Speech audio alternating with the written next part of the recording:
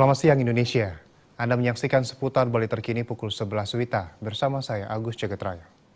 Pesatnya perkembangan pariwisata Bali seiring semakin banyaknya orang mengunjungi Pulau Dewata, di sisi lain meningkatnya persoalan sampah yang menjadi perhatian serius. Jika pemerintah daerah setempat tetap tidak memiliki kebijakan jitu dalam pengelolaan sampah di Bali, lambat laun sampah mampu mematikan pariwisata.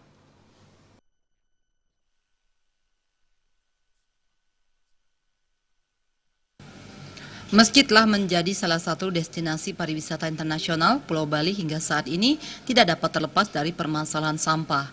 Kotornya lingkungan termasuk daerah tujuan wisata di Bali ini tidak jarang dikeluhkan wisatawan asing yang sedang berwisata di Pulau Dewata. Menurut seorang aktivis lingkungan sekaligus alumni Universitas Negeri Belanda Agung Wardana, permasalahan sampah yang sering dijumpai di kawasan destinasi wisata Bali ini kedepannya dapat membunuh pariwisata. Sampah adalah konsekuensi industri pariwisata. Semakin banyak orang mengunjungi destinasi tersebut, semakin meningkat persoalan sampah yang ditimbulkan. Pariwisata yang tadinya mengandalkan lingkungan alami dapat berubah menjadi pariwisata massal yang menimbulkan konsekuensi masalah sampah jika sampah tidak juga dikelola dengan baik. Jika pemerintah setempat tetap tidak mampu menerapkan kepemimpinan dengan tidak memiliki kebijakan dalam pengelolaan sampah, lambat laun sampah akan mematikan pariwisata.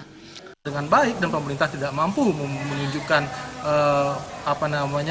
kepemimpinan dalam pengelolaan sampah dan tidak memiliki kebijakan yang bagus dalam mengelola sampah, lambat laun pariwisata ini akan membunuh pariwisata sendiri.